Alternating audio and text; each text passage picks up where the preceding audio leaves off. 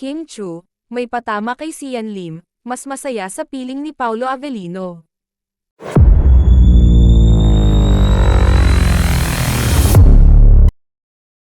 Naging laman ng mga usap-usapan sa social media ang aktres at It's Showtime host na si Kim Chu matapos ang pagbabahagi ng isang quotes patungkol sa growth and taking responsibilities.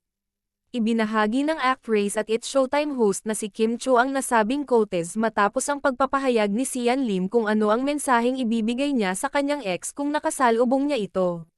Marami naman ang nakapansin sa mga naka-highlight na salita na real growth, blaming, at responsible. Hinala nila na ito na ang hinihintay na sagot ni Kim Chu sa pahayag ni Sian Lim na kung makakasalubong niya si Kim Chu ay sasabihan niya itong dapat ay maging masaya na at hilingin rito na makita na ang kasiyahan na hinahanap. Narito ang quote na ibinahagi ni Kim Chu, "Real growth is when you start checking and correcting yourself instead of blaming others.